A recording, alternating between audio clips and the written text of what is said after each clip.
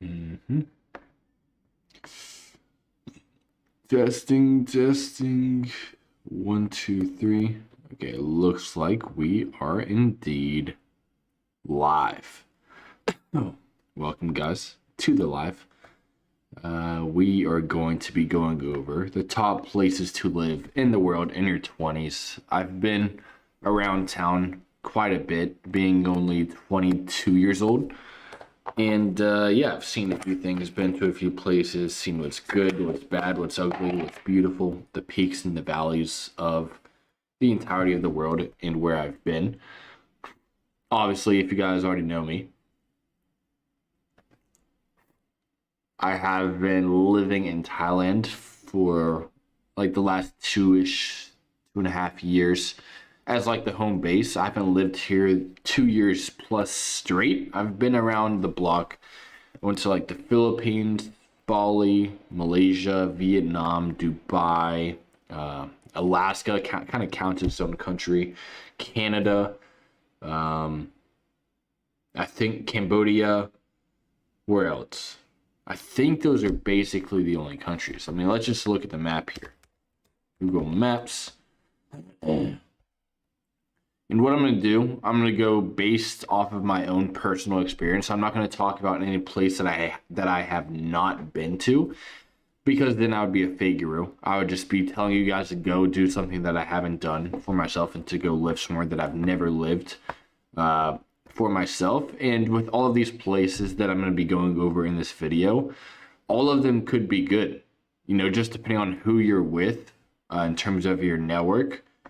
Because like anywhere you live could be great as long as you have clarity on what your goals are and what you're trying to accomplish in life.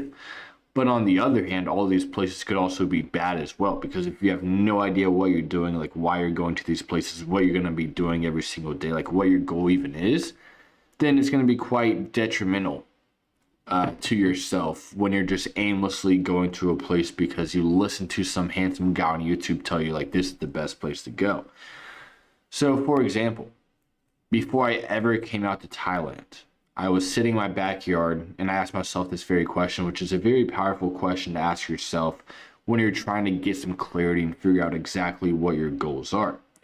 So, that question turns out to be, if you had all the time, all the money in the world, what would you be doing on a day-to-day basis? Where would you be? Who would you be around? What hobbies would you have? All these different types of things. You just need to figure that out for yourself. Because if you have no idea what you want and what the end goal looks like, you're just either going to follow what other people tell you should want. Like, let's just say Andrew Tate, for example. Like, 3 years ago when I first saw him, like, I was like, I want to get a Bugatti. I want to get rich. I want to be powerful. Like, all these types of things that most people do. Like, when they see all these, like, influential people on social media, they want to be and acquire the exact same type of lifestyle, the same results. But what if you get to that point of getting everything that they have? You don't even know if that's something you'd even want. Like, you're just kind of following the person right in front of you and just hoping that you like wherever that ends up. So what I did for myself, and what you should do as well, I highly recommend it, is to ask yourself that question. Like, if you had all the money, you had all the time, you could do whatever you want, and you treat life as just another dream where you have full freedom to decide like what your day looks like, what answer does like come up. And I'd recommend like just sitting for yourself like 20-30 minutes to maybe even an hour. I think I did like 45 minutes just sitting in my parents' backyard, the dogs just like sniffing me, laying next to me. I just saw myself living in like a penthouse in Bangkok with a Thai girl, and I was making like 20K a month, boxing, driving on the motorbike, having a blast, all these other sorts of things, going to the gym, having a very powerful network. And, I accomplished that. And after I accomplished that, I kind of got very stagnant and complacent because like I accomplished the goal and I was just living in that goal. And that's when things started going downhill. So it's very important, like even after you reach this goal of like living somewhere in the world, like once you live out a dream to its fruition, it's very important to find another dream, or else you'll just decline and go aimlessly through life again, which is kind of what I'm doing now. So the places that I've been, I've obviously lived in Thailand and Bangkok the last 2 years. So let me share my screen as well. My apologies, my guys. Let's see. Let me put my box right there in the bottom right. And we almost missed a stream today. We didn't almost miss it, I'm lying. But we had cleaners come. The AC was broken. We had to fix that. So I was supposed to stream like 3-4 hours ago. But there were just people everywhere in the crib. So I couldn't really just log in and open up the laptop without hearing the drilling and stuff. And then the cleaners, they're just cute ladies. So no issues there. But yeah, you guys can see my screen. Let's see. There we go. So yeah, obviously I lived in Bangkok. I've been to Pattaya, and we're gonna be very specific about the places because Thailand's very big. It's not just one spot. There's not just a beach and that's it. There's the mountains. You got Pattaya, Hua Hin, Bangkok, Koh Samui, Phuket, Ho Chi Minh, Vietnam. I've never been anywhere else outside of Ho Chi Minh, so there's only one place I've been in Vietnam. Let me grab my sniff. Bro, this place is like brand new. It's peak frequency. The cleaners did a very good job. So Thailand, Ho Chi Minh. Where's Bali? Bali is okay. Then Sapar, there's a few places there. What is this? Cebu City was okay. I mean, all these places can be good except Cambodia. As you guys can see with the hearts that I have on the map, I went over here to Phnom Penh. And I found no places that I would put in my favorites. Like, as you see these hearts, that means they're like one of my favorite places to go. And there is none in Cambodia. I almost got scammed buying some headphones, the Sony MX5s. But I was like looking at the little ID code on the back of the box where like the barcode is, and apparently they were fake. But luckily enough for me, I have a very good friend, Jake, who got tired of these AirPod Pro Maxes. He bought a new pair and just lent me his old pair. And he did the same thing with the PS5, but I was going through a tough time, so I had to sell it. So sorry, Jake, if you're watching this. It went to a very good cause, by the way. So it wasn't a waste. You could have just thrown it away, but instead bought myself some time. So let's start off with the top 3. Okay, now all of these could be good. It depends on what your top 3 are, but for me, I'm going to go over my top 3 in terms of like right now, where I think is the best place to go. And then I'll go over like a top 3 if you're like in the 9 to 5, and then the top 3 if you're already making 100K plus a month. So I'm going to have like 3 different categories. First off, we'll start with me, and then we'll start with someone who's like looking to come out and start off from scratch. And then we'll go over into like if you're just trying to go on side quests, like the people who've already achieved the money side of life and they're just looking for adventure. So starting off with me, number 1 would be Koh Samui, which is where I'm at right now, just because like I've lived in Bangkok 2 years and I got tired of the city life, the go, go, go type of lifestyle where you never really get a point of clarity where you're able to sit down with your thoughts and just chill, be sabai for a time and actually have time to breathe in nature, to walk around and to enjoy the beautiful island out here in Koh Samui, although it is peak season right now, so everything's a little bit pricey. Which is still pretty cheap compared to like back in the States, but compared to Thailand prices, it's, not the same. It's maybe like 2 times more spending power than back in the States. But yeah, number 1 is Koh Samui. Just because it's like that island type of lifestyle where you have the nature, the bikes, the foreigners. It's just got everything that you need. We're staying right here, peak location near the airport, which Rom will be coming tomorrow. My roommate, we have like a 2-bedroom. The fuck is going on here? We have a 2-bedroom villa at the moment, so he'll be coming tomorrow. Just got it tidied up for him. But yeah, we got so many places that I have favorited here. We have a health lab, which is right around me. I think this should be it. What the fuck is going on here? There we go. A health lab. One of the best saunas maybe in all of Thailand. They have really, really good food. Like my favorite meal there is like this feta cheese with scrambled eggs with smashed avocado on a sourdough bread. So it's got all the fat, the protein, the carbs right there on a platter. And we can maybe look at some pictures here. So it's got like a salt sauna, which can help you like, I don't know what it really does, but it smells pretty nice in there. We got the food. This is like the layout. So you come in, you walk in through behind on the left, And then there's some fish in this little pond right here. There's an ice bath, a cool bath, a sauna, and then a steam room behind that. And then they have little buckets of water which you can pour on. They have a shower. They have a salt sauna right over here. And then they have a little mineral hot tub right there. I don't know what it does or what the benefits are, but you know, sauna is always good.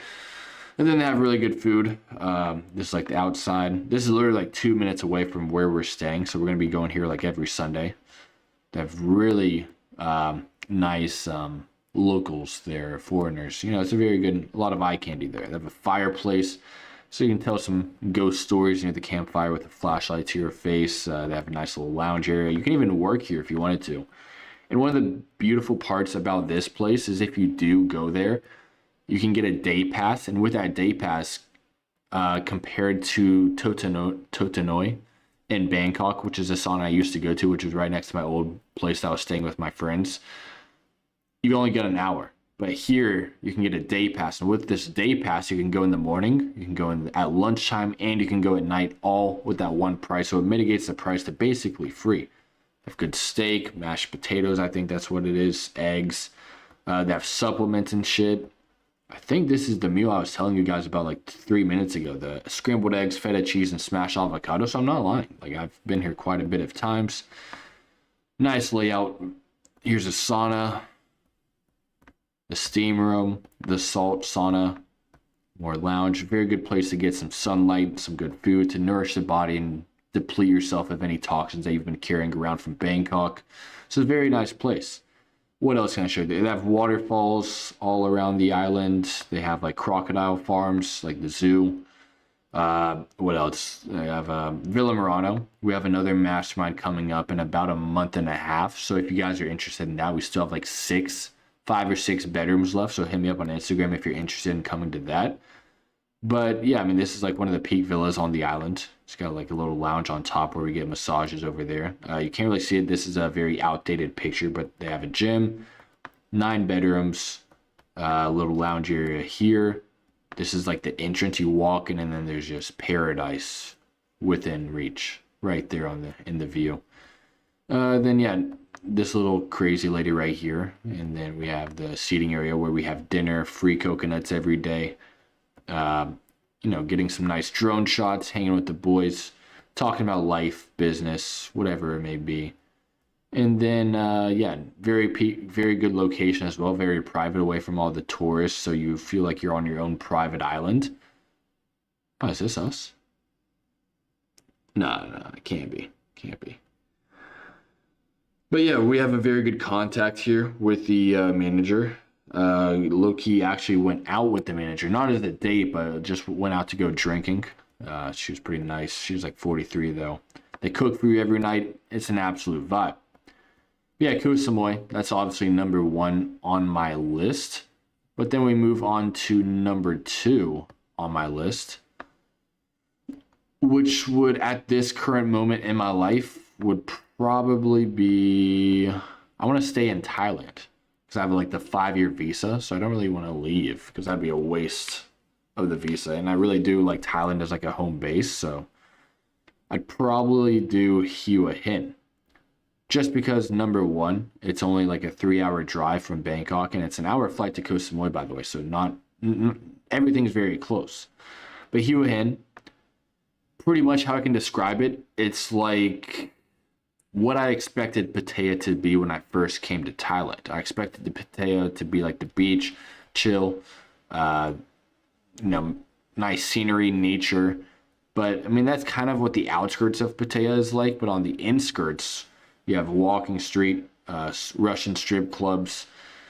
You know, it's pretty degenerate. A lot of Indians, a lot of trash, a lot of shit everywhere. It's kind of low frequency, to be honest. One of my students in Living Unchained, Chris, he lives here. I'm not sure how he lives there so much or what he does on a day-to-day basis. But, you know, they have Muscle Factory. They have a few good gyms, a good sauna in Pattaya as well. But just for me, one slip of degeneracy, and I'd be full-on degenerate. So I just want to stay away from Pattaya. But Hua Hin, it's a lot less degeneracy. It's more like Muay Thai focused.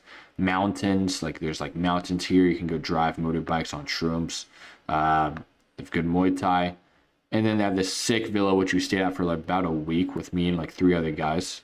Unfortunately, it did not come with these girls. And in the Airbnb pictures, it had these girls, so I thought we were gonna get like a nice little bit of company when we went there. But still, was an absolute vibe. It was like a Minecraft house. It was cubed. They have a pool table, a pool. I think they had 2 pools, 4 bedrooms. So if you go here with like 3 guys and just lock completely in, it's completely worth it. So yeah, Hue Hin would be number 2 on the list, and then number 3, we'll go outside of Thailand for a second. I'd probably go Ho Chi Minh City. Now, right now, I don't really have any friends that are living there. I think maybe one of my students, Matt, is in either Ho Chi Minh or Da Nang. I'm not really too sure where he's currently at right now. But I think he's out there all alone. There's not really that many people I know in Ho Chi Minh, but I do know there's a very big digital nomad like kind of network out there that you can build up from scratch. But, you know, it's very cheap, a lot cheaper than Bangkok, cleaner air, good girls, and good gyms, good food, good weather. I mean, what else do you really need? So, yeah, those are my top 3. And let's see what I have saved here. I don't even know. I didn't even go to Eddie's. I don't know why I saved that. But bro, the first time I went to Ho Chi Minh, I low-key, Kirkenly made a big mistake. I was looking on Airbnb and I found this really cool villa like in Ho Chi Minh. I was like, oh, this is sick. And then I go there, and this is like one of the weirdest towns I've ever stayed in my entire life. It felt like a cult or something. Like it felt like I shouldn't be there. It had this weird energy. And it was like 12 of these exact same buildings just in this small neighborhood, and on the outside of it, like for miles and miles, it was like nothing. It was like a city in the middle of nowhere. It was really strange, but really good food, really good vibes. Outside of this place I would probably never go here again, but in the actual city, it's not too bad, especially if you're starting out. Looks like a prison from the outside. Bro, yeah, I mean, it was kind of like a prison. Like, no one really spoke English because I was on the outskirts.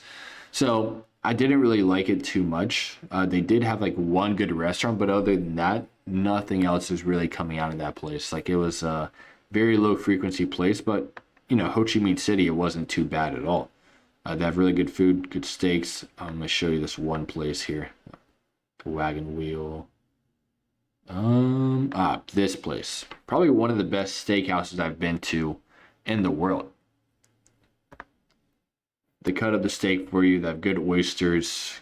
A good place to max out your test stats. What else? Good oysters. Good dessert. They have like all the steak on the shelf, so you can go pick out your own steak. It was pretty cool. Pretty cool experience. So yeah, those are my top 3 places I would live in the world, like for myself. But if I was just starting out, like at level 0, no income whatsoever from any kind of source of online income, the number 1 place I would go, and where I did go when I first started out, is definitely Bangkok, Thailand. Of course, the air quality isn't quite ideal. The weather's very good. It's very cheap. There's a lot of very good entrepreneurs out there, especially in the high table. So it's very beneficial, especially when you're first starting out, to surround yourself with people that are levels above you, so that we can ultimately level up for yourself. Because when I first came out here, being 20 years old, having no income online quite yet, and just being able to hang around people who are making 5K, 10K, 50K, 100K plus a month, I just knew it was inevitable for me to level up to that kind of income level for myself. Because like when I was back home in the States and just surrounded by people working the 9 to 5, clubbing, raving, smoking weed, playing video games, I just knew there was going to be no growth for me whatsoever. Because, like, you know, it's very cliche, but you are the average of the 5 people you hang around. So if all the 5 people that you're hanging around, they're just grinding in the wrong direction, not having any goals or clarity on what they want in life, it's very likely that's going to be the exact situation you find yourself in. So just being in Bangkok, there's so many good places. It has my favorite restaurant in the world. Like, if I were to die tonight and I had one last meal left, let me see if I can find it. Benchakiti. My old place is right here. Here, Gigi. Julian, if you're still in Bangkok, I'd highly recommend trying this place out. They have the best beef tartare in the world. That would be my last meal. Let's see if we can find a picture of it. Has like caviar, extra virgin olive oil, raw beef, of course, and has some sort of cheese sauce. No way they don't have a picture of it, because it's like the best beef tartare ever. Let's GG beef tartare.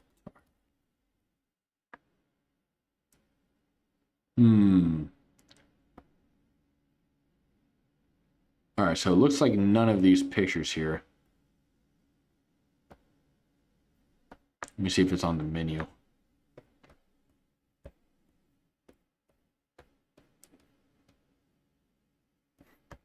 Yeah, it's a very peak location, very high frequency. They have like a live DJ there, like past 6 or 7 p.m. But yeah, I can't really find the picture of the beef tartare, but I'd highly recommend trying it. I think my PR there of tartares, I've eaten like 4 in a row. So if you guys can beat that limit or beat that PR, I'd be very proud, because like it's like the best beef tartare. It's a very good portion as well. It's a 150 grams of raw beef. So if you times that by 4,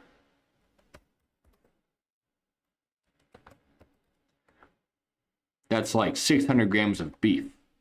And that's like the highest quality of beef. There's no raw egg in it, but there's like extra virgin olive oil, caviar, some cheese sauce. It's the best place to go and try beef tartare for the first time. So yeah, Bangkok would be number 1 place to go if you're first starting out, just because like of the network, the growth factor, just because everything is so convenient, so close by. Like the gym is 2 minutes away. Restaurants are like walking distance. You can literally walk everywhere. I think I walked pretty much everywhere as well. It's a good place to get your steps in to get absolutely shredded. But the only downside is really the air quality in raining season, which isn't really that big of a downside, because me and my friends, we looked at raining season instead of like a bad thing, as more of a time to lock in. It's basically the winter of Thailand, because you're kind of forced indoors. And then another thing is that it's not raining 24/7 when it's raining season. It's usually like a short period in the afternoon, and then it goes back to normal sunshine and rainbows. But yeah, another downside is that it is a little bit degenerate, and we slipped into that a little bit before I came to Koh Samui, especially the night of my fight. I obviously lost the fight, but afterwards I lost 20 times more brain cells than the actual fight. I'm not going to go into like what we did, but let's just say it did not end up well. And I definitely got knocked out that night twice. So, yeah, I mean, other than that, Bangkok would be number 1. And then number 2, I would say, let's see another place I went. I'd say number 2 is Dubai. So where's Dubai? My American brain does not know what, or like where on the map Dubai is. Ah, maybe it's here. What do I have saved over here? Palma. Bro, I've never been here. I don't know. What is this? So yeah, Dubai. Let's just look it up. I have no idea where it is. Ah, I do have some stuff saved. Cool. So Dubai obviously is a little bit more expensive, but what's this? But it's really, really good for like networking, especially during the peak season of Dubai. Even though it might be a little bit more expensive, if you can save at least like 20K or 50K in like a nest egg, I feel like even though it's more expensive, you'd grow a lot quicker here than even in Bangkok. Although I didn't go here first because I only had $1,500 to my name. So Dubai just didn't seem like a very smart option for me, because I know I wouldn't be able to buy myself as much time compared to like Thailand or somewhere like Bali as well. So Dubai, I'd say, was definitely like number 2 on the list. If you're just starting out, this would be a really good place to go to start networking and to start finding a way to make an income online. Because I feel like everyone here, they want to see you win, just like in Bangkok. So just being able to make the right connections and to put yourself out there, Dubai is probably one of the top 3 places to go. And then last but not least on the list, definitely not Cebu, definitely not Ho Chi Minh, probably not Malaysia. What is this? Let's go somewhere. Number 3 on the list, I would have to say Bali. Now, personally, I would not live in Bali for more than 3 months. I stayed there for like a month with one of my best friends, and we were just chilling a little bit too much. We were like surfing, boogie boarding, going to clubs, doing all this type of stuff. But when you're first starting out, there's a few places. There's like Uluwatu down here, and then Canggu. I think that's what it's called. Is it Canggu or Kangu? Canggu or Kangu, potato. It's probably one of the best places to go. It's number 3 on the list if you're just starting out, just because it is very cheap, beautiful weather, very good entrepreneurial network out there. So similar to Bangkok, you can surround yourself with people that are at the same level as you, like starting to scale, or even people that are levels above you. So that way you can start scaling. It's very cheap as well, very beautiful weather, good scenery. And then after you scale to like 5 to 10K a month, you can either come to Thailand or you can come down here to Uluwatu, which has similar vibes to Koh Samui, although it's not quite as small of an island. It is still like pretty good quality in terms of like what's kind of going on. Like the Istana, one of my favorite saunas on earth as well. It's got like a pool, some grounding areas. Would you recommend the same place for high ticket sales? Yeah, so this is like for high ticket sales, day trading, whatever it is in terms of like making money online. This is like what these 3 places are for. Like the first one being Bangkok, second Dubai, and then the third being Bali. Definitely like the best places to go starting out, whether it be high ticket sales, SMA, day trading, whatever it is. Like these are very good places to lock completely in. So we have the pool, the cliff, the sun usually sets like right on the right, so it's like right over the ocean. Got a nice little sauna in here. I think this was the ice bath here, or the ice bath here. One of these was a hot tub, one of these was an ice bath. Then you have some good food over there, and then you can go meditate with this I think it's an Indian guy right there, so you can talk to and do some Ramadan with him. And then have a nice little fire there. I believe that's what that is. Maybe some gravestones. Then other than that, yeah, like I said, like say the sun is setting over here. Very beautiful scenery, good vibes, good place to just lock in every single day. Go listen to this DJ. Great food. Next video on stimulant stack. Oh, I just had my stimulants. I didn't take any today. The weekends I stay away. I take modafinil like 4 times a week. But yeah, next stream, I'll be doing stimulant stack maxing. So we'll be going over that next. That's a good idea. Let me put that down. Next stream on stimulants. All right, bet. Yeah, we'll do that tomorrow, Julian, around the same time as today. But yeah, I mean, other than that, what else is here? They have this is one of the best places to take sales calls, Julian. I think I closed like 3 deals here. I've only went there like 1 time, but it was such a vibe. What was it? It's something mansion. Maybe it's this one. Hookah mansion. So here, Julian, you can smoke some shisha, of course, but they have this VIP room upstairs where you can rent for like $3 an hour. And it's just you in this room with like a PS5. And you can bring shisha up there. Let me see if it's in the pictures.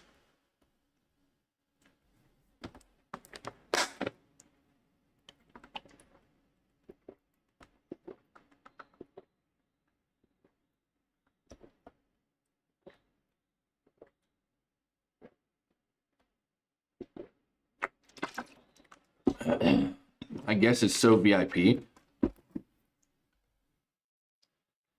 I mean, I don't really work the Batman hours anymore. I used to like maybe a year and a half ago, but then I transitioned over into working during the day, which is a lot better than just working alongside Batman at night and just screwing over my sleep schedule and not being able to ever see the sun and being able to tan. Yeah, but upstairs, yeah, I guess they don't have, here it is, sort of. Let's see what this video has. So yeah, this is like the VIP room. They have like a PS5, a big screen right here, and they have something on the wall. I think it was, what did it say? It said something like boss or, something pretty motivational. So yeah, this is a very good place to like close some deals, especially when you're first starting out. It's very cheap, very good shisha. Because as you guys know, if you guys ever smoke shisha, there's like good quality shisha. And then shisha, where after you do it, you're like almost passing out, your lungs hurt, your brain hurts, and you don't even know what you were smoking. You might not even know how you even got there in the first place. But yeah, I believe we stayed here. Let's see. I don't really remember. But yeah, everything's very cheap. I don't think they have like a peak season like Koh Samui where everything is like a few bucks cheaper compared to like during the low season. But yeah, those are the top 3 places when you're first starting out. Number 1 being Bangkok, number 2 Dubai, and then number 3 being Bali. So now moving on to the next category of like when you're already printing, making 20K, 50K, 100K plus a month, and you don't really want to start out anywhere from scratch. You just want to go on side quests. I'd say the top 3 places. Let's see here. Places that I've been personally. Number 1, I would say.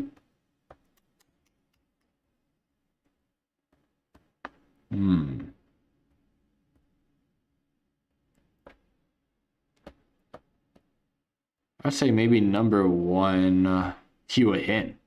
Even though we kind of covered this in like one of the first ones, like where I would go. Hua Hin is just like very peaceful. A lot of mountains, the ocean, Muay Thai. A lot of very beautiful places that you can stay. But I saw a few of my friends, they went to Hua Hin. They all rented like really big bikes, drove in the mountains, and just explored all around these parts. And that's something I want to do for myself in the very near future, just because like I like kind of driving motorbikes in the mountains. And I haven't really quite done that yet. I've done that a little bit in Koh Samui, but it's not really like mountains. It's just very big hills going along the island. But I feel like that'd be a very cool vibe, especially going with the bros, having a great time, getting some good content with the drone, all that type of stuff. I think Hua Hin would definitely be number 1. And then number 2. I forgot about Chiang Mai. Chiang Mai would be good for that as well. We can kind of tie that together with Hua Hin just because it's like potato. The only difference is like Chiang Mai has bigger mountains and no ocean, and then Hua Hin has the ocean and some mountains as well. But number 2 on the list would definitely have to be Roi Et, which is somewhere right here. And this is where I learned to catch fish with my bare hands with my ex's dad, which was a pretty cool time. It's just basically like up here, it's just like rice fields, rivers, ponds. The locals, like you're probably going to be the only farang that you see for miles and miles. But I don't know where exactly we went to catch fish. But pretty much they all live in huts and rice fields. Even if you make all the money in the world, this is a really cool place to go. Just because like just walk in the rice fields with the Thai guys and just catching fish with their bare hands. How they basically do it is they have like a net with like rocks around it. And then you just toss it into the pond. And then it like makes a very big circle. And the rocks obviously sink to the bottom. So anything in the middle, you could have caught something. So then you get on your knees. No homo. And then you start crawling around this pond with your bare hand, and then bam, you feel something slimy with your right hand that's alive, and you're like, boom, you just caught a fish. And that's basically how it's done. A quick tutorial on how to catch a fish with your bare hands. There's like ostriches, other animals that you wouldn't really expect to find. They're just like at these little places here. These people have pets. You went to Roi Et, Julian? Yeah, it is a very common local area, 100%. It's very untapped, I should say. Not a lot of farangs. Very, very, very cheap as well. I didn't really see any quality Airbnbs there, but still, I don't even know where I think we stayed in like a hotel because I was pitched to sleep in a hut with them, but you know, I'm not going to swoop down to their level. You know, living in a hut, you know, it's cool to see during the day to be like, wow, can't believe you guys live here. But to actually sleep there and stay the night there, just not quite ideal and up to the standards of living. So yeah, very cool area. I think they have some other cool places around here that I didn't really quite explore, but that would be number 2 on the list in terms of like going on side quests would definitely be Roi Et. And then number 3, last but not least on the list, I would have to say Phuket. Phuket, similar to Koh Samui, although it is like maybe 2 times as big. Let's see here. So Koh Samui is like this big. Okay.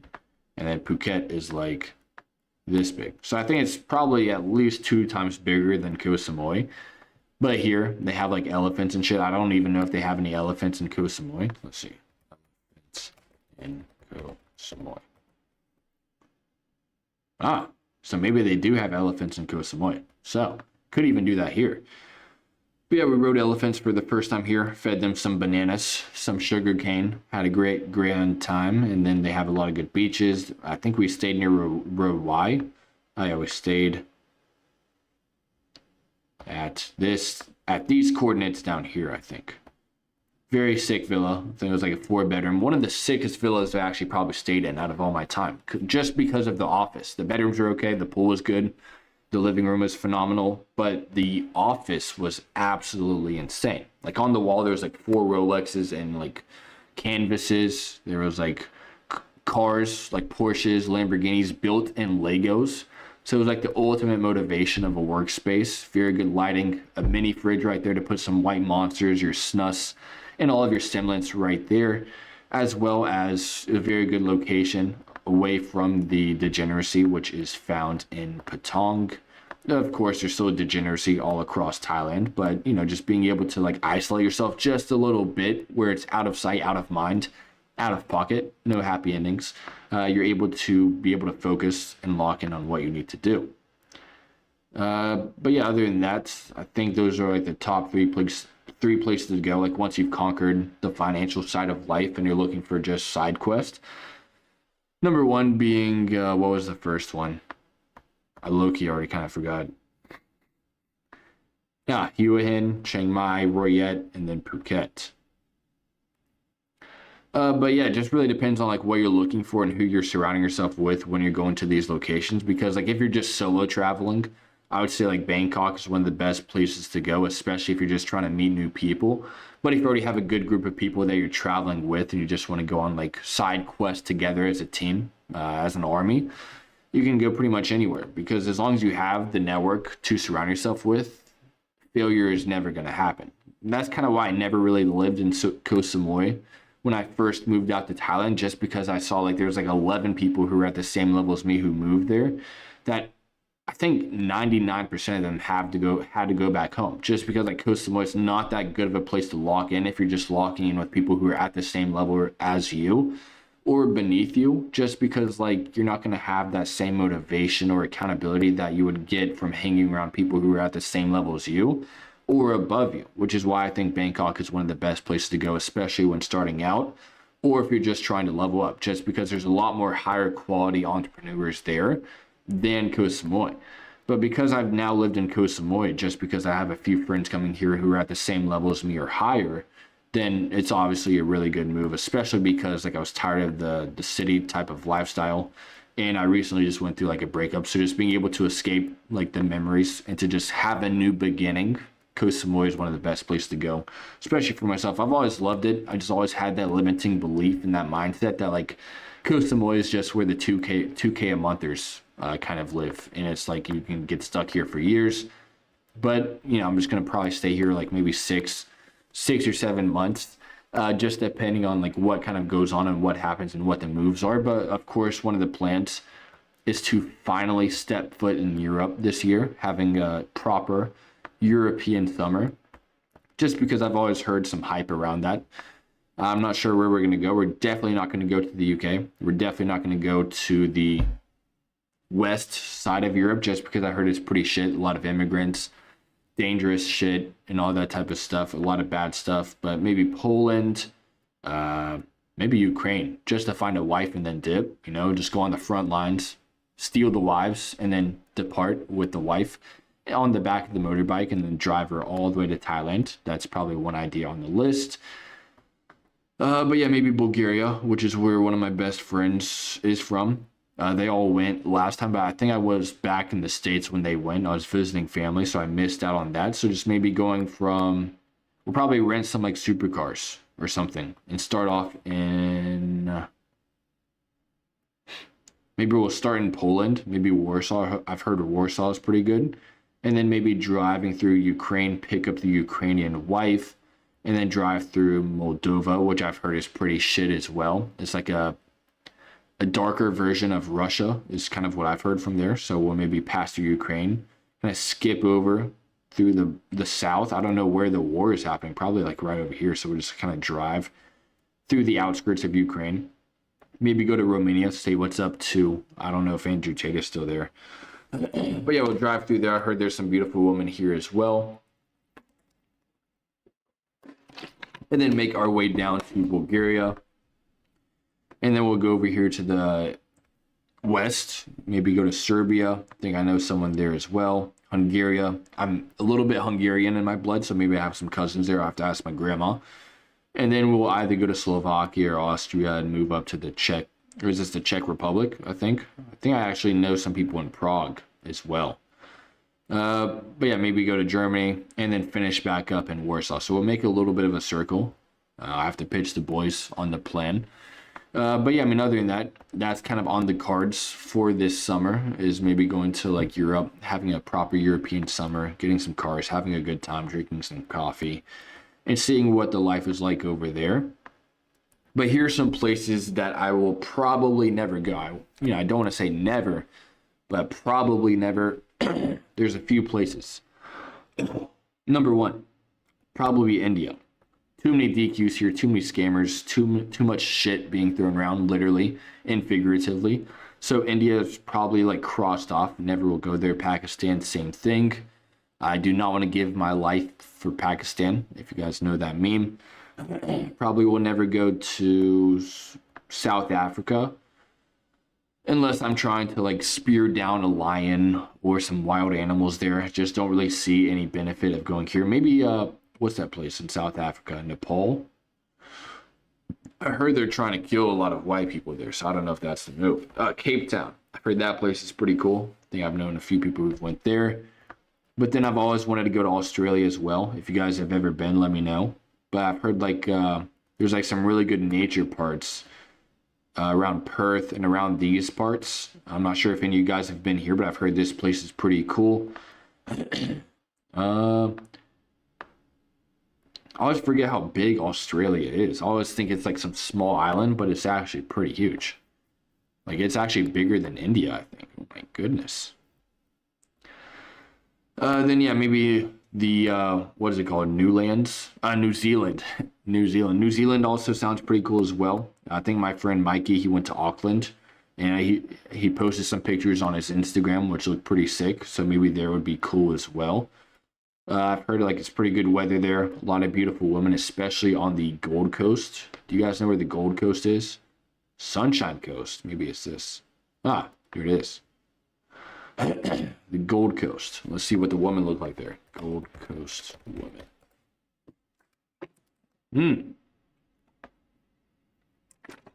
Do any of you guys have any intel about Australian women? They look okay here. Looks like they're just some blondes. You know. Let's see. She's chopped. Low key. Alright, these are all kind of chopped. Alright, let's see here. Oh my goodness, what is this? Alright, maybe the Gold Coast is not the move from these pictures. But let's go over here to Europe. Because one of the biggest things, it's very like underrated in terms of like choosing a location to go. You need to make sure the women are quality there.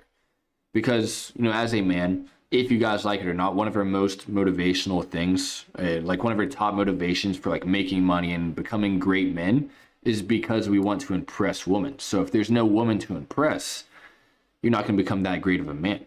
Vietnam, Korean, Japanese times Aussie mix is hard in the meta. That is true. Especially South Korea. I went to South Korea for like a few hours. Just being able, I think it was like a layover. But just in the airport, there's so many fire South Korean girls. They just look like Thai girls, but a little bit more sophisticated, if that makes sense. So South Korea may be on the cards as well. If you guys didn't know, obviously I have a Japanese tattoo, but I'm 1/8 Japanese. My great grandma, her name was Yoshi. Quick little story time for you guys on how that even happened. Like how I'm even 1/8 Japanese. You know, it's not much, but you know, I have a few drops in me. But basically, long story short, of course we nuked Japan, fortunately but unfortunately. I think my great-grandparents were, I think it was Nagasaki. Where's Nagasaki? Is it gone? Is it off the map? Did we nuke it off the map? I believe we did. I don't think it exists anymore. So Nagasaki, whatever it used to be, wherever it used to be at least. Or maybe it was Osaka. It was Osaka. Oh, no, I think it maybe was Osaka. I definitely have some cousins here or here. I know it started with an O. So this Hiroshima definitely wasn't there. I think Nagasaki's gone. It's nuked off the map. 100% confirmed. Can't find it anymore. It's nuked off the map. But yeah, basically what happened, we nuked them, of course, and my great grandpa, he was in the US Air Force, went over there, met my great grandma to just check out Japan, I guess, to see like how many people died or whatever.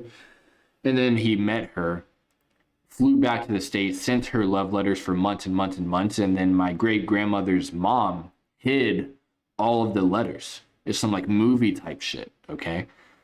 And then I don't know, I think he went back to Japan, met up with her again, and then fell out with the mom because he was like asking my great grandma like why there was never any returned letters.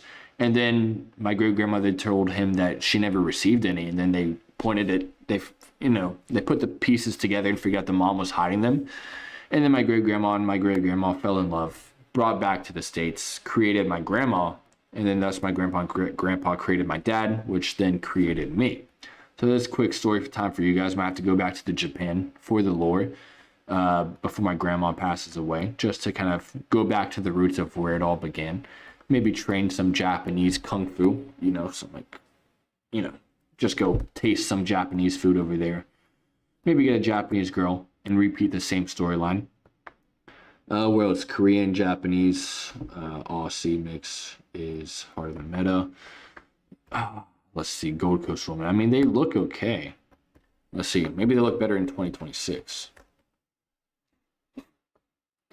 But the thing is like with the women in Australia, are they westernized like in the States, where it's just like you're kind of gay for dating them because it's like you're dating another man just because they're so masculine, independent creatures compared to Thailand, where let's just say, for example, my ex, she started off being some very local Thai girl, but as time went on, she kept watching more and more TikTok, Instagram reels, and started like getting brainwashed into thinking that men aren't shit and she deserves the word for just being alive.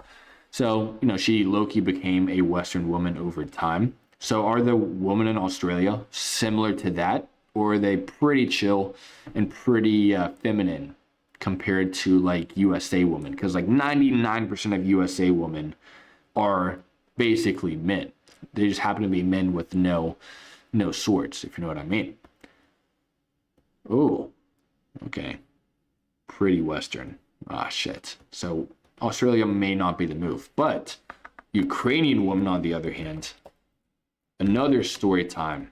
Oh, shit, what happened? Ah, yeah, this girl. Rip in the chat. Ukrainian girl.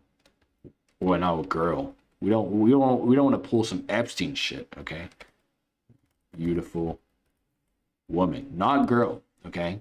We're gonna stay out of that checkbox.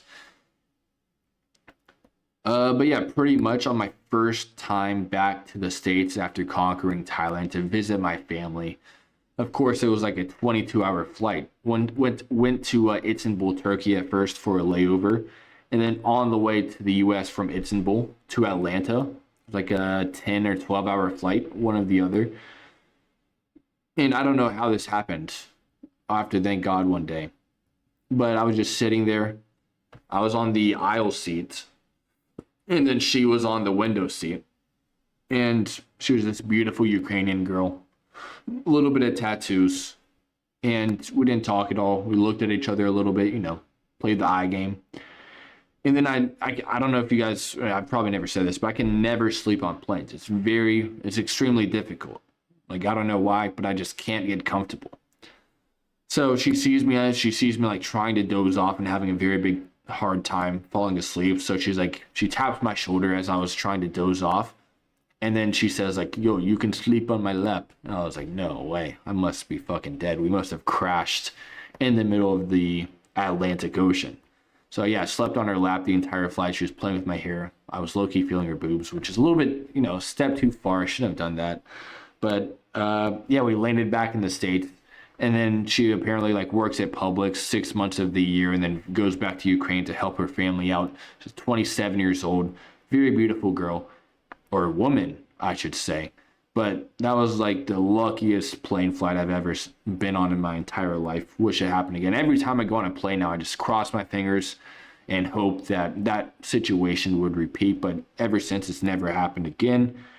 But yeah, I mean, Ukrainian women are pretty beautiful. So maybe that would be a good place to find a wife. Ideally, like finding a wife who's able to produce another specimen, another high test individual, just because like, yeah, I feel like if you have a baby with a Thai girl, there's really only going to be two options that come out of that, or two products, I should say. Number one, it could either be this excellent Muay Thai champion, a warrior, someone who's able to conquer the lands and spread the genes and, you know, live a very fruitful life. That's one side of the coin. But if you flip that coin over, it could also turn out to be a ladyboy. So it's either a complete win or a loss. And that's kind of how Thailand kind of guys are.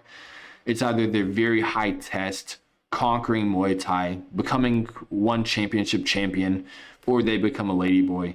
And in between, it's just like this weird phase where they're kind of a guy, kind of a girl. They're wearing makeup, nails, all this type of stuff. So there's really no in between. They're either high test or they're just filled with estrogen. There's no in between.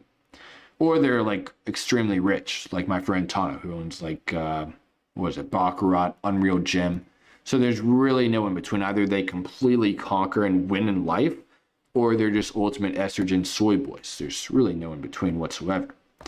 So out of all the places we've discussed in this video, like the countries, I would say number one being Thailand, just as an overall country, just, you know, going out there first to test it out. On the tourist visa, you get 60 days automatically as an American, and then you can extend for another 30. So you get about 3 months total before you can figure out if you like it or hate it. There's really no in between.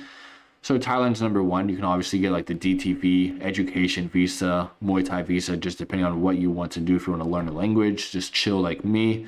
Or if you want to learn Muay Thai, just depends on like what type of visa you want to get. And then number two, I would just say probably, I've heard the Philippines is pretty good. I went to Cebu City, but I didn't really know anyone there. With a good group of people, it'd probably be cool. But ideally, starting off, probably not one of the best places to go. Maybe Manila is a bit of a different story. I've never been there, but I've heard that place is pretty cool. I just somehow went to Cebu City. So yeah, number one, we're going to categorize this one as just like total country, like top 3 countries to go to in 2026. Number one being Thailand, number 2 being Indonesia, just maybe Bali, and then number 3 being Vietnam, whether that be Ho Chi Minh, Da Nang, Phuoc, which is right down here. I've heard this place is very, very similar to Koh Samui. I tried to go here, so maybe this one technically counts as one that I can talk about because I did a lot of research here. But the thing is like during Songkran of last year, which is like this water gun festival in Thailand, I brought my passport with me for whatever reason. Biggest mistake of 2025. But it got drenched in water, completely damaged. And I went to the airport to try to to get on a flight to go here. And they just completely denied my passport. So I just had to pay like, I think it was like $600, and I had to escape to Cambodia because this was like when my visa was kind of fucked. So this is like before I got the DTV. So yeah, number 3 would definitely be Vietnam. Just because it's super cheap out here, very beautiful girls, and very good gyms, very good food. I'd just probably start from Ho Chi Minh just because I've never been to Da Nang, which is up here, I think. But yeah, other than that, I think those are like the top 3 countries in the world to go to in 2026, whether it be you're starting out, whether it be you've already scaled to tens of hundreds of thousands of dollars a month, whether it be you're just looking for side quests, those are definitely the top 3 places to go. Especially because in 2026, as we're like edging on World War III, these 3 places are outside all of the drama. So you don't even have to look on the news. You don't have to look in the sky for missiles. The only thing you have to look out for is ladyboys, which isn't that big of a deal because once you upgrade your radar detectors up to a point where you don't even need to look, you can just feel the testosterone in these guys that are just trying to be girls, you're going to be completely fine. So yeah, I mean, I'm from, obviously, down here in Atlanta. There's still some good places in the States, but I don't know. I just don't really know anyone there anymore. and everyone is just doing the same old shit, even to this day. But yeah, this is where I pretty much live. This is where I'm from, guys. If you guys didn't know, from Noonan. I was born over here on the west, Riverdale. Where is Riverdale? Somewhere over there. But yeah, this is a very, very good spot to grow up. Very suburban lifestyle. Not too bad. But yeah, I mean, other than that, do you guys have any questions over anything whatsoever? We're pretty much nearing the end of what I wanted to go over in terms of the top places to live. Tomorrow we'll be going over the stimulant stack. I'll show you guys a sneak peek.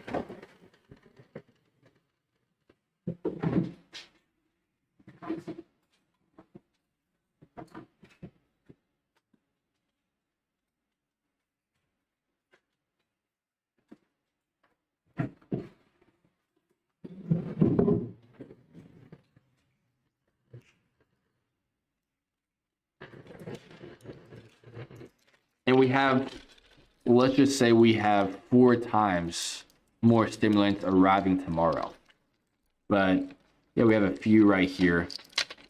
And we have different types of stimulants here, different times and situations of when I would take these. I'm not on anything today besides like 2 coffees and a snus so far. But yeah, we'll be going over the stimulants, their effects, long-term use, and all that type of stuff. I haven't touched Adderall or anything crazy like that, but I have dived deep into stimulants that you can do long-term. Because why not have an edge, Everyone has that same baseline of just like coffee, maybe some nicotine. But getting that edge and having that ability to do 4 times or 5 times the workload in the same amount of time, it's just an absolute cheat code. Like, why not? Especially if you've done your research, you know what the pros and cons are, you know when to use them, when not to use them, when to take tolerance breaks, how to use them sustainably long term. It's very important, especially if you're trying to scale and trying to learn, grow as a man and separate yourself from all the other 9-to-5ers and just the average humans on earth. You don't want to be subhuman in 2026. So just being able to stimulate max and to know and take them when you need them and not to just abuse them and just take them to go travel around. Starting Piracetam with alpha GPC. What are those? Are those like pills? Are those like peptides? I haven't touched any peptides yet. I'm very afraid of needles. So I probably will stay away from those until maybe they come out with like a pill form. I'm not scared to take pills or like anything like that. I've tried cocaine once, but it's not really worth it. It was at a very specific situation. Like I wouldn't just take cocaine like raw, like by myself. It was just like with a club owner. So if a club owner offers you a line or 3 in the club of a club that he owns and you have a free VIP table, free kind of what's going on, like you can't say no. It's kind of like something that you just have to do. But yeah, what is Piracetam and alpha GPC? I've never heard of those.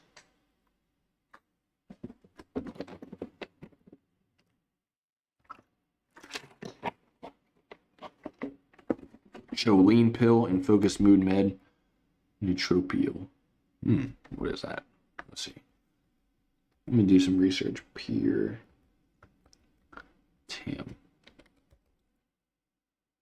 Ah.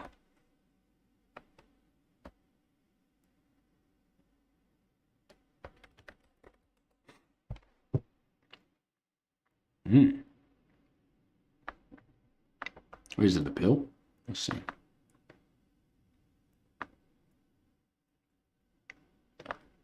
What is? So it looks like it's a pill. Okay, we might be onto something here.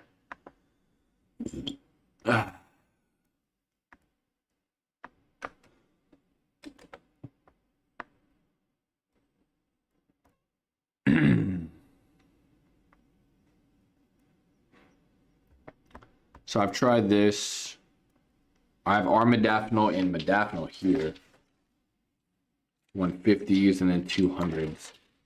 So this is the one I really take the most, plus modafinil. You said Piracetam. This one sounds pretty cool. Where do you even get this? Modafinil kills memory. That's actually probably a good thing. Because, I mean, my memory is actually pretty. I have like a, what's it called? Uh, like my long term memory is like a memory of a turtle, but my short term memory is pretty short, if that makes sense. Like I can remember like something vividly from like 2 years ago, but not like something that I did yesterday. Like I don't even remember what I ate yesterday. But like a year from now, I'll remember what I ate, if that makes sense. Um, yeah. I mean, geography, that's just like my American brain. I don't know where anything is. I didn't even know Australia was like that big until I looked on the map. Yeah, modafinil. I tried Concentra. Vyvanse is really good. Very hard to get my hands on. Concentra was pretty shit, to be honest. I just got pissed off at everything. What else is there? Concentra, Vyvanse. What do you say shrooms is a stimulant? Like at a certain dose, like 0.5, 0.3, 0.2. I say it's a pretty good stimulant. It's not really like a, maybe it is a stimulant. I don't know.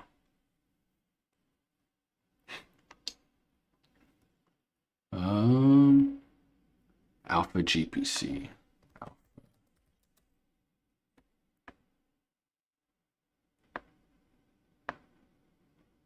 Oh, so this is like a pill as well.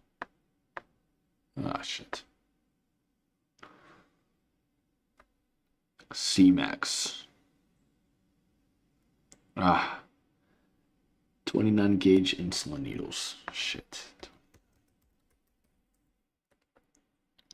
Oh. All right, hey needles, bro. Even like tattoos were pretty hard. Like not because of the pain. Oh, wait, is it this big, bro? Hell nah. Bro, that shit's way too big. That shit going in me? Nah, bro. It's too big. But yeah, I'm down for trying the Piracetam and Alpha GPC as long as it's like a pill. What's the code? Show me. Pill benefits. Ah, this one's a pill as well. Okay, so these are actually pretty sick. Choline pill, Piracetam, Alpha GPC. But have you guys tried Vyvanse?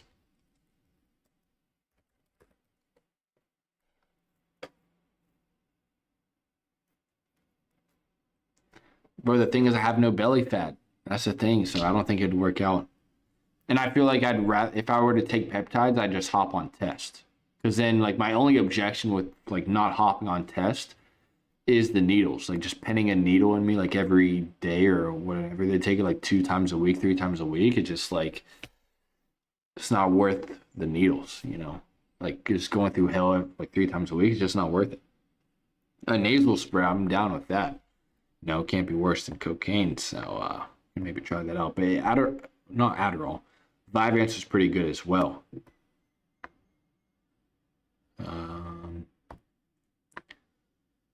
Sustained attention. I mean, if you pin me in my sleep, Miguel, I won't say anything because I don't think I'd feel it if I'm like unconscious. Intramuscular 18 gauge test needle is huge pain versus peptide insulin 29 gram needle.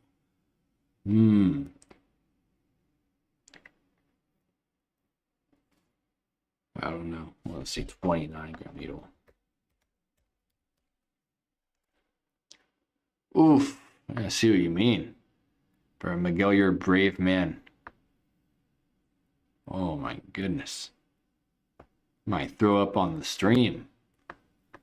Like when I was a kid, you know, if you guys remember like getting the vaccines and shit, I was always the kid that you could hear screaming in the other room. Like that was me. If you guys were at the hospital about to like just get an appointment and hear some screaming, it probably was me getting like a flu shot or some fucking Matrix shit.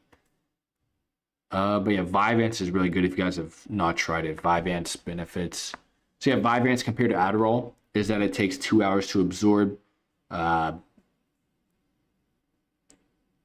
right, so ignore the cons. We don't even want to look at those. Bro, I said benefits, not side effects. Is fucking Google retarded? Check the top left picture. Oh, okay. 18 versus 29. So 18 grams. Wait. This one looks fucking huge. 18. Ah.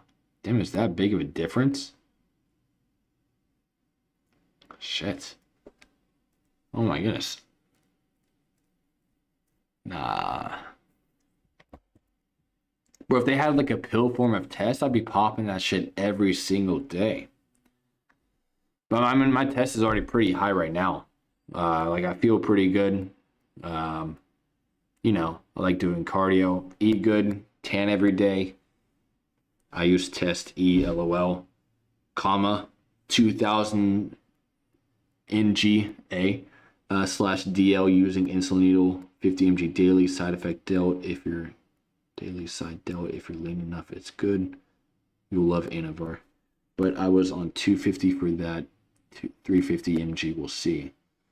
And that's another thing on like why I won't hop on tests yet, because like I know myself, like if I feel like pretty good, I'll probably just start upping the dose. The Vaxvar so OP. But yeah, I'll probably just go on I'll go straight to like hopping on the worst drugs possible. I'll probably just hop on Tren and start fucking the lady boys in Koh Samui. So I feel like it'd be a very slippery slope for me if I hopped on. So I'm just trying to stay away as long as possible until maybe I'd need it one day. But right now, I think my test is already too high. It'd probably just be more of a detrimental. I'd just get a happy ending every day and then start fucking the girls and just I think one of the best benefits of hopping on, from what I've heard from one of my friends who's on, is that you can like cream pie into girls and you basically have like a birth control on automatic. I don't know if that's true, Miguel, but I mean, I do that anyways natural. I just like buy the 85 baht, 75 baht Plan B pill for the girls. But yeah, I've just heard it's like you don't really have to worry about having a son or having a baby. You can just kind of do whatever you want to do and splurge all up inside the Thai girls anywhere you go and not have to really worry about anything. I've heard that's one of the best benefits. And then like when you don't get any sleep, you still feel pretty good compared to like when you have no sleep on no tests and then you just feel like you want to jump off a cliff. But yeah, if you guys have not tried Vyvanse yet, it's very, very good in terms of like what I experienced. I literally had to buy a Plan B this morning. I think it was like 75 or 85 baht, one of the other, still basically free. Although it's probably not good for the girl long term, it's good for you long term. So that way you don't have any random Thai kids running around. But yeah, Vyvanse is very good in improving focus, reducing impulsivity, and controlling your appetite. So that way you can just go through the whole day fasted, lean max, work max, and everything in between. Yeah, the variations in test makes natty hard TBH. Makes natty hard. Down in Chewing for 30 baht.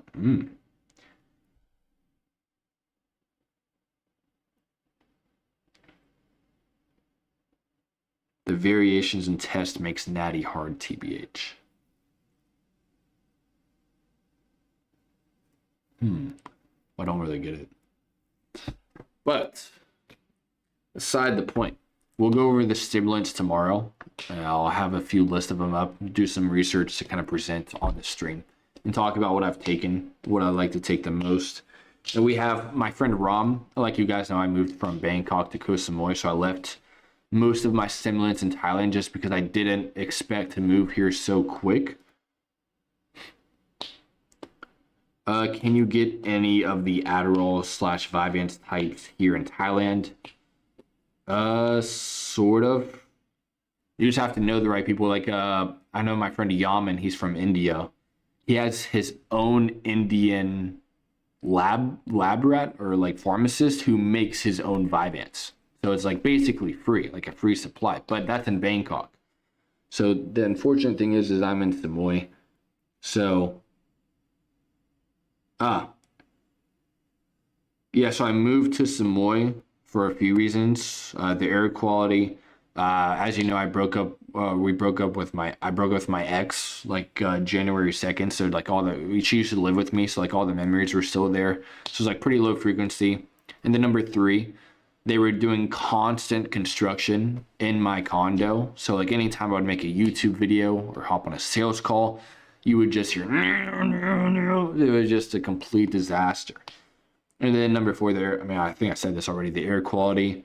And then I was just kind of tired of Bangkok, especially with like the ex.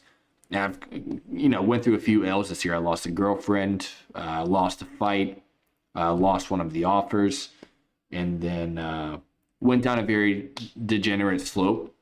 Like, let's just say when I was training for my fight, my coaches for the fight were degenerate as well. Probably, and they're very good people, but probably not the best of coaches. I mean, they are very good coaches, but what's up, Barry? Hope you're doing well. But yeah, we just went to blow bars all the time, took edibles, ketamine, whippets, if you guys know what those are.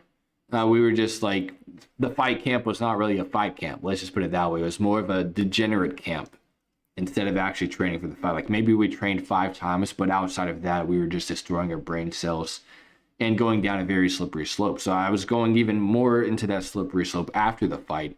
So I just moved to Koh Samui to put myself out of that situation and to finally lock back in. And the reason we're doing lives every day, if you guys might be wondering, is because me and my ex-roommate Jake, one of my best mates, we're both going live at least once a day. And the loser, whoever doesn't post, has to owe someone. Like if I lose, I have to send a video of me doing 1,000 push-ups to him. And if he loses, he has to send me $1,000, which I will spend happily on happy endings. But yeah, whippets are very fun. I don't know how I'm alive. It was me and my friend Ram. We did some ketamine as well. But after the fight, I'll kind of go over a little bit of what we did after I lost the fight. So right after the fight, we were in the Grab back home. And in the car, we ordered 2 tanks, okay? And when we got back, it was me, Yaman, and my roommate. We were just having a good time with the whippets. And then we ordered 2 more tanks. And we ordered 2 more tanks, and then we ordered 1 more tank. We did 6 tanks in total. They're like this big. And usually 1 tank should be like more than plenty for like safety purposes, but we had 6 in total. How many times a week did you fight and spar in Thailand? Probably sparred once or twice a week in Bangkok, but yeah, I had 1 fight so far. It was like an amateur fight. A very cool guy, by the way. I forgot his name, probably because of the whippets, but what is that stuff? Whippets is basically nitrous oxide. Let's see if I can find a picture of what the tank looks like. Line.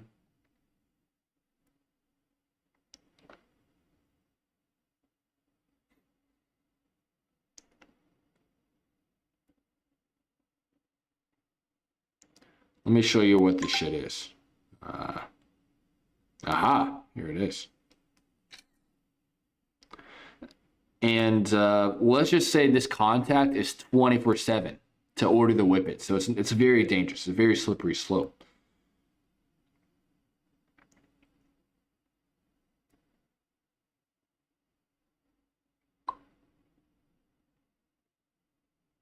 All right, let me show you guys this picture.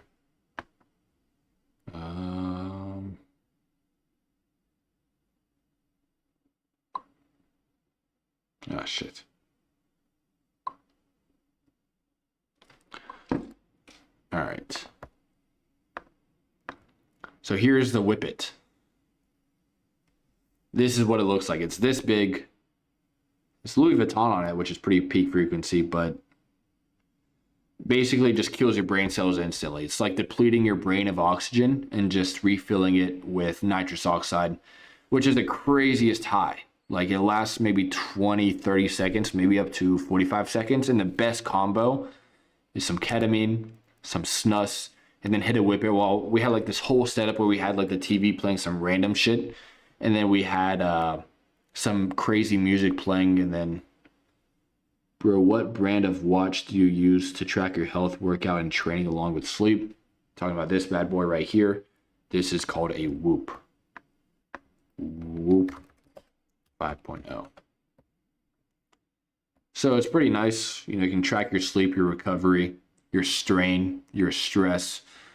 And the only reason I got it is to like fix my sleep because I've never really slept well. I've never had a certain wake up time or slumber time. So I've always just been kind of off the rails with my sleep. So that's the main reason I got it.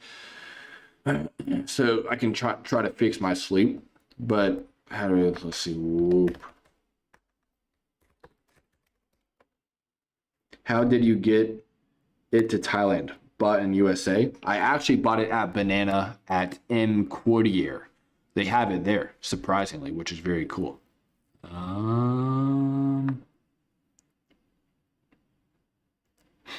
Yeah, let's see what my sleep was tonight. I think you can find it at other places as well, but we just found it at the mall.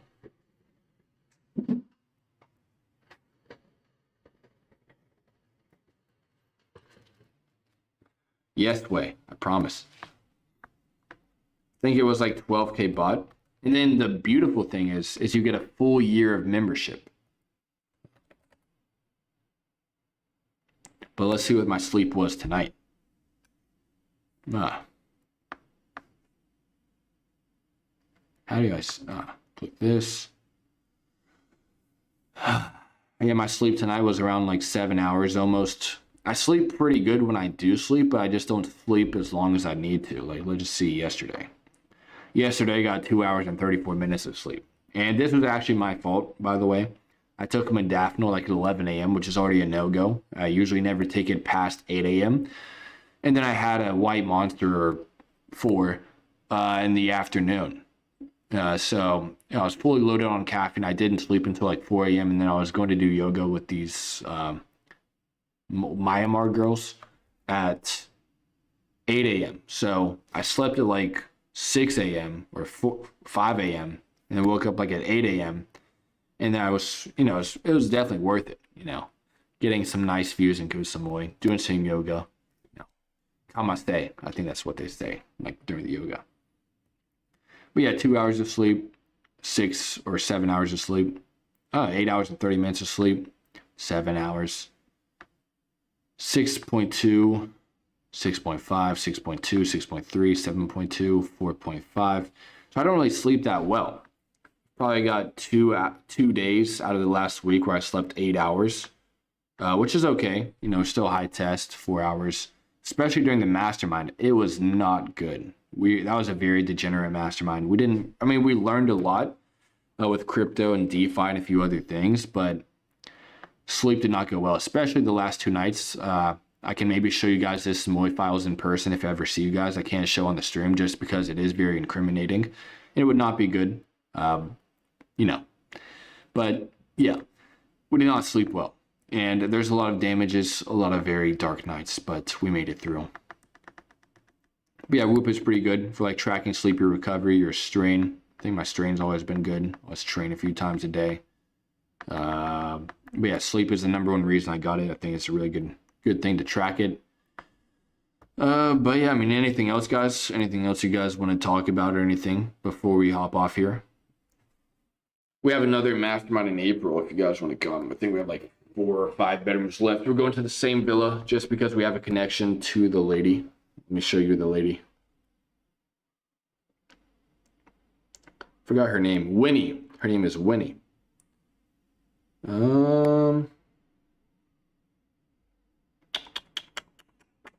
Scroll down a bit. Aha.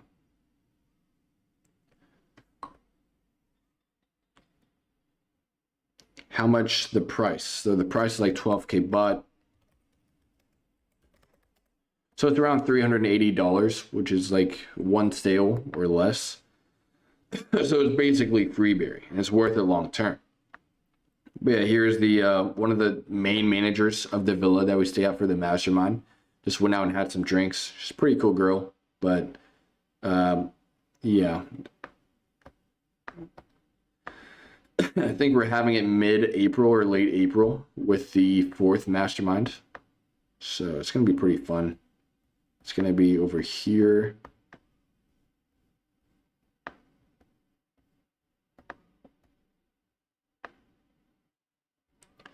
We're going to stay here again. So it's going to be a very fun time. We have some drones, some footage, some pictures, everything you need for the YouTube, for the reels. But other than that, guys, that's pretty much it for the live stream. So if you guys don't have any other questions, I'm going to be bouncing very shortly.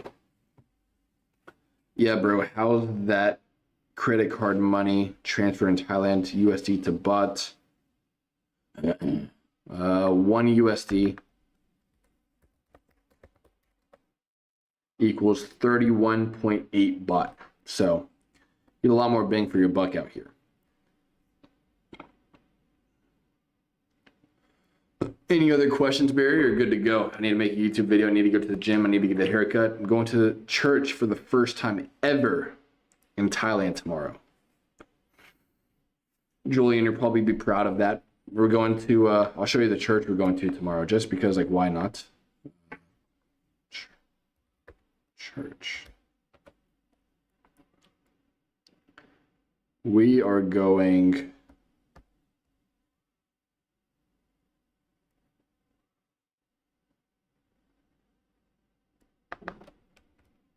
Fucking hell, what is on my keyboard? Oh. What did I touch? It's like weird shit on my fingers. Yeah, tomorrow we are going... I sent it to my mom. Let me see. Bro, imagine I go to church and then there's just a ladyboy pastor. That would be hilarious.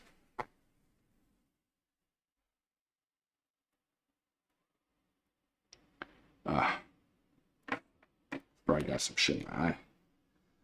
I'm going to Koh Samui International Church tomorrow.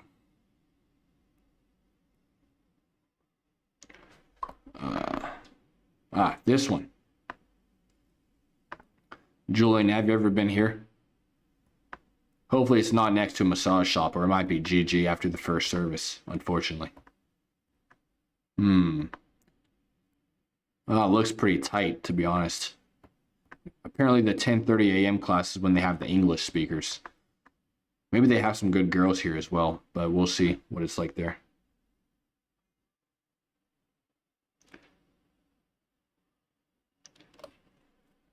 Yeah, I'm not going to get a fade probably. I'm just going to get like a taper and then get the stash back in line. Hair's been growing out a little bit too fast. I'm trying to grow this out again. Low-key growing quickly, but not too quick. Smooth sailing. Yeah, hopefully it's chill. I don't like the churches where they like bring you up front and ooh. Nah. This might be a W. This might be a W spot to find new girls. To be honest, like good Christian girls, this might be the spot. New method unlocked. It's untapped.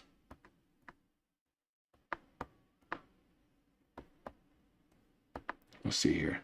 Let's see what they're pulling out here. Okay, it's a 2, maybe a 1.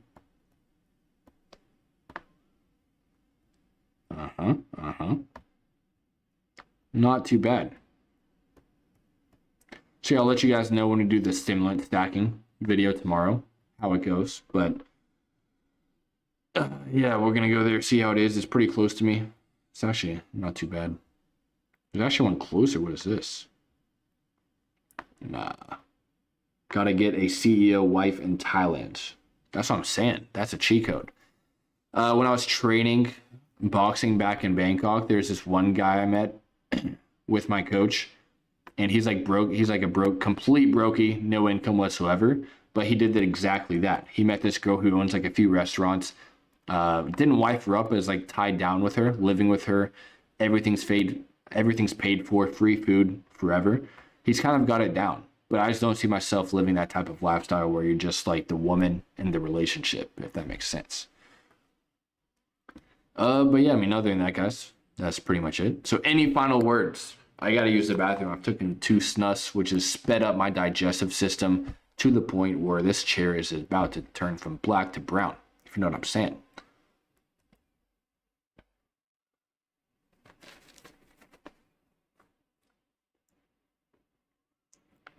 All right, well, GG, guys. It's been an absolute pleasure, and I will see you guys tomorrow.